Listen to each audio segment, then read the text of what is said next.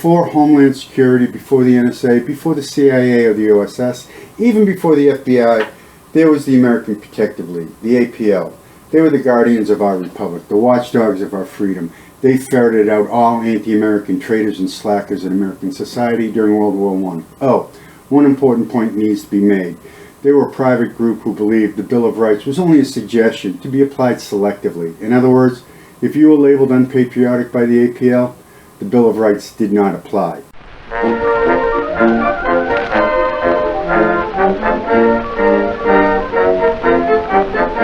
Now, how could the U.S. government even allow a group like this to exist? Well, it's a good question. See, here's the problem. Back in 1914, the United States was not prepared for war.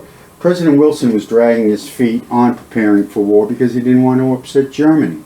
In April of 1917, the United States had a total of 309,120 officers and men in the regular Army and the National Guard combined. 127,151 were in the regular Army, 181,620 in the National Guard. To put this into perspective, in the 5-month Battle of the Somme, the British Army lost 95,675 men killed or missing.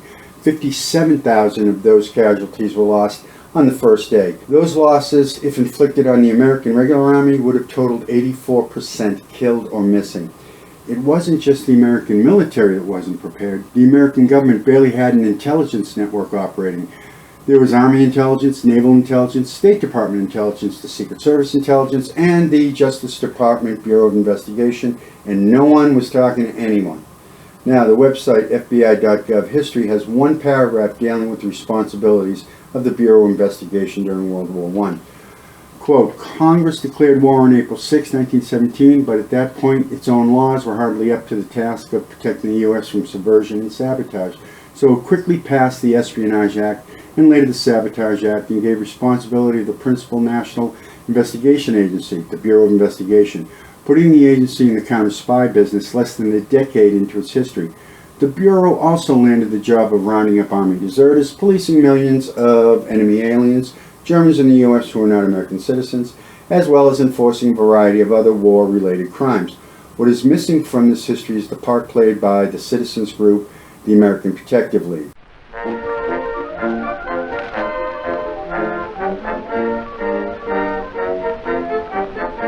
Okay, so the APL was a private patriotic organization sanctioned by the Justice Department to go after spies, suspected spies, disloyal American, draft dodgers, deserters, anybody they deemed was an enemy of the United States of America. Think of an HOA on massive amounts of steroids where the Homeowners Association president comes out and says you haven't cut your lawn in a week, so you have to go out and do it or else. Enter A.M. Briggs, a wealthy Chicago advertising executive. Briggs believed the Justice Department was severely understaffed in the field of counterintelligence in this new wartime environment. Now, he proposed a new volunteer auxiliary with participants to be neither paid nor to benefit from the expense accounts. He outlined the purpose of the American Protective League. He said its membership, which is carefully guarded, includes leading men in various localities who have volunteered their service for the purpose of being on the lookout for and reporting to this department information of value to the government. Not surprisingly, Attorney General Gregory liked the idea. Now, the Bureau of Investigation only had 219 agents at this time. The APL would rapidly expand the BOI's investigative ability, albeit with a quasi-official investigative force. A minor detail, obviously.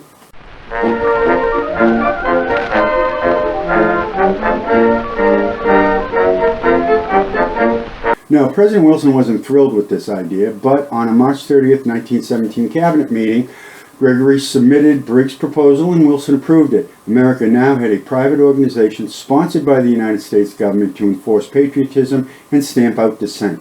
So much for civil liberties for the duration. The APL and the Justice Department did not waste any time getting into partnership. In a letter dated July 6, 1917, on Department of Justice letterhead, Alexander Bruce Belaski, chief of the Bureau of Investigation, that's the precursor to the FBI, wrote to Charles Daniel Fry, an executive director of the APL, stating, "The organization of the American Protective League has proceeded with our approval throughout the United States, and the League is now established with organizations in practically all of the cities and towns of the country. Attorney General Gregory authorized the APL to use the phrase organized with the approval and operating under the direction of the United States Department of Justice Bureau of Investigation on its official letterhead. Briggs and his group now had the approval of Uncle Sam to go after anyone they felt was disloyal to America. Nothing to worry about here now, is there? Yeah. Okay, so by November 1917, A.G. Gregory was singing the praise of the APL. In his letter to Mr. Briggs, the head of the APL, he stated, "The American Protective League has become by far the largest and best organized of these bodies and has constituted a most valuable auxiliary to the Bureau of Investigation. Its membership appears to have been carefully safeguarded and includes many of the leading citizens of our country. The assistance and information furnished by it in connection with registration and violation of draft laws have alone fully justified its existence. It has been of the greatest possible aid in thousands of cases in the principal cities of the United States, and I understand that it has local organizations in over 1,400 towns and cities. While its members are not officers or agents of the government, do not possess governmental authority, and do not attempt to exercise it, it has kept in close touch with government officials, and without its help, they would have found it impossible to have satisfactorily performed many public duties. The fact that it is self-supporting and has been carried out without expenses to the government makes me specially grateful for the assistance rendered. It gives me pleasure to write this letter in order that the organization may know of my appreciation of its efforts. Very truly yours, T.W. Gregory, Attorney General." By December 10, 1917, Briggs announced to the APL, "The headquarters of the American Protective League have been removed from Chicago to Washington, and this change has been made with the hearty approval of the officials of the Department of Justice." In the same letter, Briggs also announced that the management and direction of the League is now in the hands of the following Board of National Directors: M. Briggs, Chairman, Charles Daniel Fry, and Victor Biting. The APL was now in the seat of power, working hand in glove with the federal government.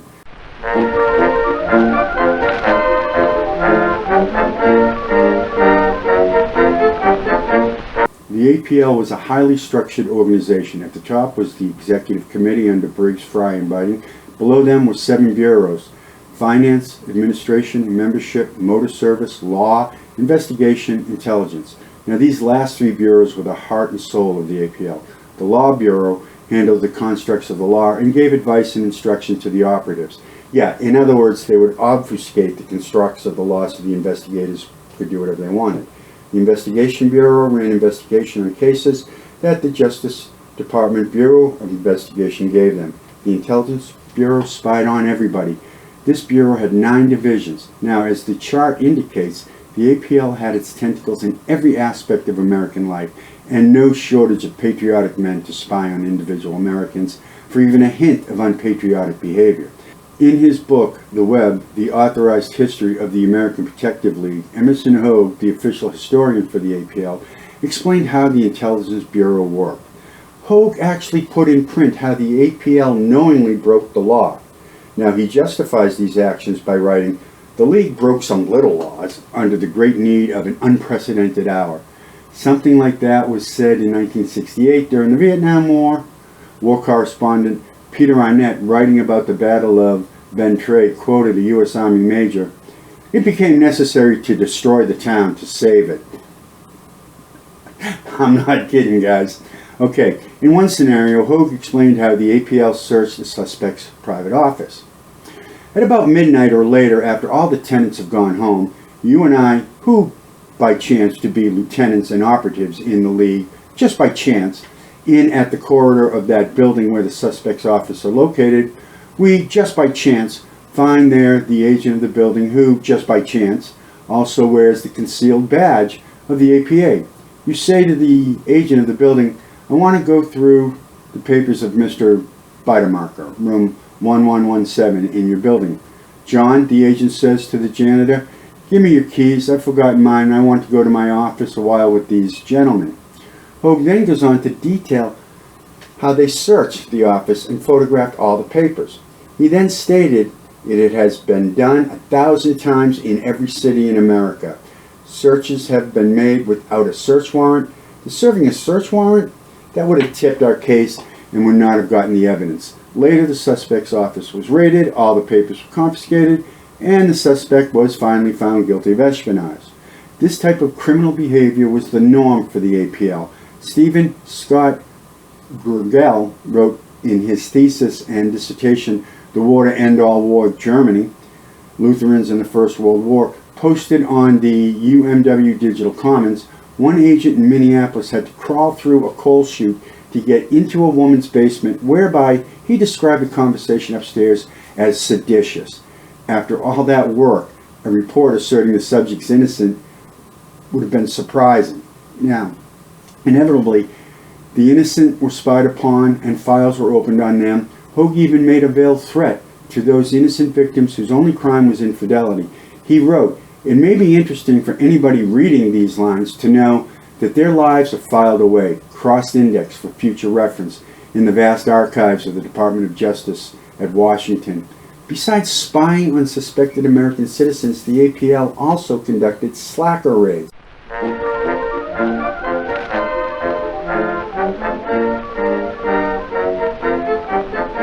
Now, these were orchestrated to round up draft dodgers or draft evaders. In his book, The Web, he details how the raids were done in the chapter titled Slacker Raids, obviously. Okay, the object of the roundup of draft registrants was, of course, to find those who are evading the law and bringing them into service. But the results of the drive go considerably beyond that. It has proven the splendid spirit of the community. Americans do not like to be interfered with by officials. They are not accustomed to it and they resent it in normal times, even when it is quite justifiable. But though it has been by no means convenient to be stopped on the way to work, interrogated, sent back home for credentials, or taken into custody pending investigation, there has been in this roundup a general good-natured acceptance of the process, and in the vast majority of the cases, a cordial cooperation with the authorities. Yeah, the phrase, "do what we tell you or else," comes to my mind. Hoag then praises the men of the APL. A part of the credit for this undoubtedly belongs to the tact and good sense shown by the draft authorities and the volunteers of the American Protective League, who deserve congratulations upon the skill with which they have accomplished a by no means easy task with a minimum of friction and a maximum of thoroughness. So, how were these raids done? Well, in the summer of 1918, the Justice Department sent out orders nationwide to throw a net, yes, a net, out for slackers. The government secretly mobilized the local police, the Bureau of Investigation, military police, and the Shore Patrol, and the APL. Hoag states that 10,000 members of the APL in Chicago alone were mobilized for this raid. Estimates of APL membership by this time were around 250,000 men, so 10,000 may not be an exaggeration. Now, at a designated time, the raids were launched. Now, if you were at a ball game, it was announced that everybody was to file out a certain gate where men of military age will be required to show their draft registration papers or exempt forms. This was repeated at all the restaurants throughout the city. City blocks were cordoned off, and the citizens were forced through a checkpoint. Now, if you did not have your papers with you, then you were taken into custody. The members of the APL had no authority to detain an individual, never mind arresting one. They got around that small legality by having a government official somewhere in the area overseeing the raids. Now, the men were dragged from their wives, families, girlfriends, put into trucks, buses, any large transport available, and sent to holding areas where a government official would question them in due course, maybe a day or two. It became so bad that all an APL member had to do was flash their membership badge and say, "Gimme." If the man did not comply, the APL member would have the alleged draft dodger arrested. By September 5th, 1918, the edition of the New York Sun described how taxicabs and touring cars were stopped on the street checking for slackers. They just stopped them. Said, "Let's see the papers." Hotel lobbies and theaters were sealed off in search for slackers. You could be coming out or going into your room and they'd stop you and say, "Hey, give me the papers, or else." Now, since the government did not have enough men to do the job of interrogating these men, the APL was relied upon to do the questioning. Those who were caught were brought to the local precinct station house, where the APA had offices. Yes, they had offices in the police station. Now, it was there that a captain in the APL, a non-governmental organization, would interrogate the suspected slacker, and then he would make the decision. So, how is this non-governmental agency able to get away with violating basic civil liberties? Well, the answer is easy. They flashed a badge, and the people complied. Now, the APL badges were similar to Secret Service badges of that time period. However, the problem was that in the center of the badge, the phrase Secret Service was prominently displayed, while on the outer edge was the phrase American Protective League. People who were accosted by a man flashing this badge naturally assumed he was a government agent.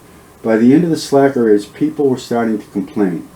The September 7, 1918 edition of the New York Sun quoted APL Executive Director Briggs trying to explain the whole badge screw-up. When the Justice Department disapproved of the Secret Service lettering in the badges were recalled, new ones were issued with the words American Protective League Auxiliary to the Justice Department. Yet they just didn't have enough new badges to replace the old ones, so they used the old ones. Now, in that same edition of the Sun, the headline was, Senators urge slacker raid head should be fired. Senator Chamberlain was quoted as saying, this is pure Prussianism. Senator Falls of New Mexico, yeah, he's the same senator who would later be implicated in Teapot Dome scandal and go to jail, said, they say that this is as bad as Germany. I think I can say with complete assurance that nothing like this ever happened in Germany. It's the sort of thing characteristic of Russia.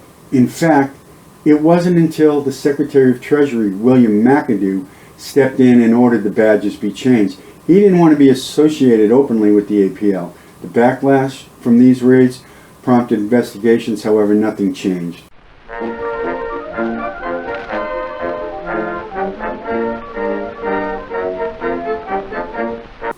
Besides rounding up slackers and draft evaders, the APL was involved with reporting unpatriotic behavior.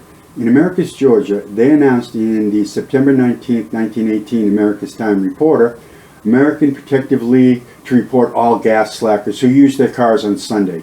G. Lester Williams, local APA head, said violators will be reported to the local Fuel Administration Board and their names will be given to the newspaper for publication. There are many, many letters written to the local Food Administration Board by local APL heads reporting the unpatriotic behavior of hoarding food. Now, here are just 4 letters which are typical of the APL investigators. The case of Carl A. Rank. It has been reported to this office that a man named Carl A. Rank, living on the old Castleton Ranch between Dublin and Santa Rita, is very pro-German and is hoarding food. This man was steward for the Southern Pacific Railroad, but has not worked for them for the past 2 months. He displays a badge of Deputy Sheriff of Alameda County when spoken to by anybody concerning his activities in the matter of food. He claims that it gives him a right to do as he pleases. On April 1st, Rank lived on Versailles Ave, Alameda. He drives a Hudson Super 6 which has a trailer attached, and it is claimed that he uses this trailer in collecting supplies which he hoards. He has his house stored with provisions. For instance, it is claimed that he has several sacks of flour stored behind his piano and also several sacks of sugar and beans. This information has come to me through a reliable source, and while I have not had it checked up, I consider it worth an investigation. Yours very truly, American Protective League, Thomas V. Reeves, Superintendent Investigations. Yeah, the reliable source means APL operatives broke into Rank's house, snooped around, and reported what they saw. I believe that's called breaking and entering. That's a felony. This next one is even better. It's about sugar bowls. The letter starts, Gentlemen, it is reported at this office that an Austrian restaurant called The Java at 11 Mason Street has refused to follow the instructions of the Food Administration in removing the sugar bowls from the tables, and as late as 6 o'clock on the evening of August 7th, the sugar bowls were still on the tables.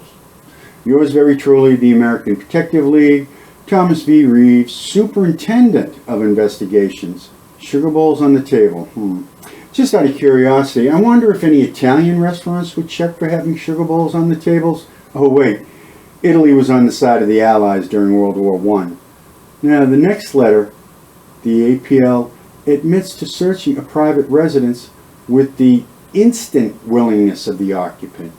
Frank J. Ferran, 710 63rd Street, Berkeley, reported to be hoarding food at the above address. Our investigators visited Ferran's residence at the above address on July 27, 1918. Mrs. Ferran expressed an instant willingness, to show us what food she had in the house.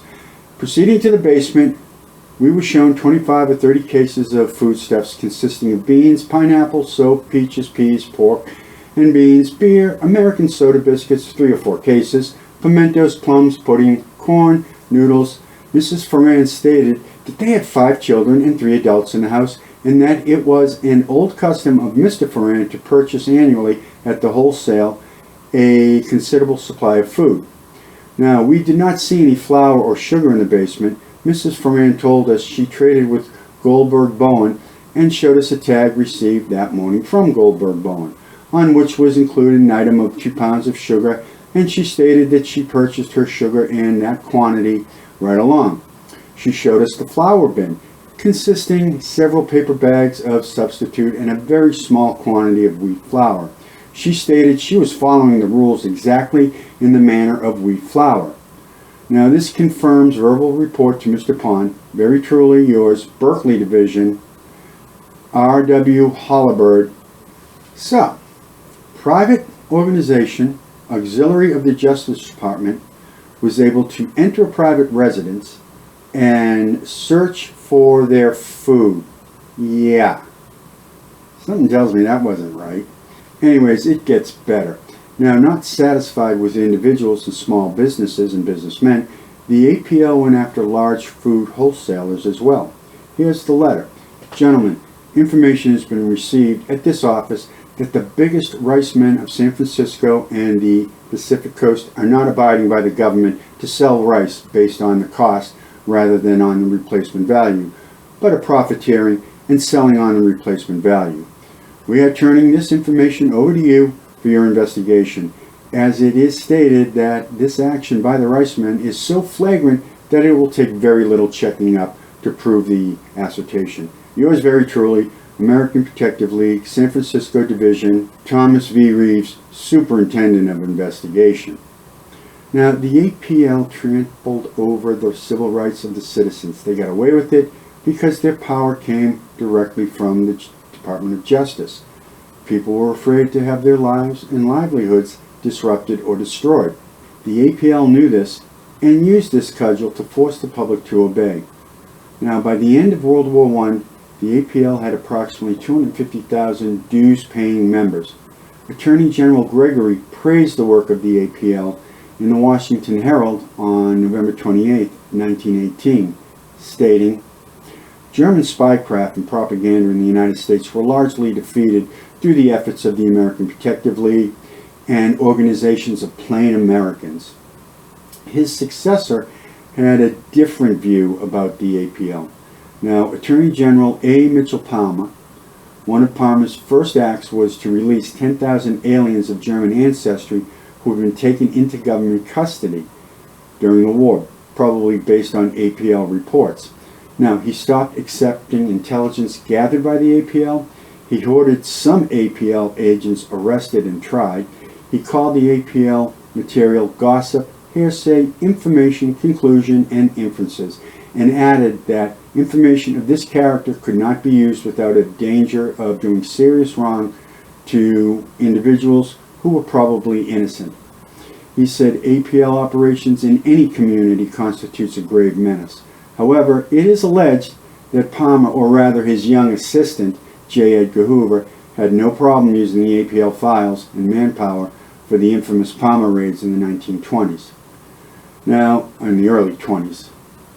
This was a dark part of our history. When ordinary people hear about this, they are shocked and usually say, thank God that can't happen again. That would be nice if it were true. Unfortunately, it can happen, and it has happened over and over again in this country. 1956, J. Edgar Hoover instituted the counterintelligence program called COINTELPRO, which used many unconstitutional methods to gather information on suspected subversive activities. Groups such as communist sympathizers, civil rights leaders, anti-war protesters, anti-nuclear protesters, disarmament protesters, or anybody who Hoover or the FBI deemed anti-American. Yeah, he even opened a file on JFK. We had the House Un-American Activities Committee from 1938 to 1975. They investigated anybody they deemed un-American, and they destroyed a lot of lives. You had the McCarthy hearings in the early 50s. Suspected communists, you were done. Now, all of these intelligence groups relied on, as A. Mitchell Palmer stated, gossip, hearsay, information, and conclusions and inferences, just to open an investigation. All you needed to do to become a target of these groups was to make a public utterance that was considered un-American, give money to a particular group that was considered unpatriotic, or God forbid, challenge what Hoover was doing. Any of those activities would be enough to have the FBI open a file on you. Is it still going on today? Well, an individual I know was called treasonous when he said in public that he would not wear a mask. Now, this was back in late 2021 during the pandemic. Parents who speak out at school board meetings are being labeled subversive. A famous Hollywood actress from the early 2000s actually came out and said, we need the names of every person who attended that political fundraiser and see that they cannot work again. Yeah, I guess she was sleeping in history class when they went over the whole McCarthyism thing. So, what's the takeaway from this video? Yeah, beware of zealots and super patriots, people pushing agendas. They can be dangerous, and if they ever get a foothold, they can make life miserable for the rest of us, destroy livelihoods even. Okay, hope you enjoyed this video. Now, if you did, please hit the like button, subscribe to my video, and definitely leave a comment below. Thank you for watching.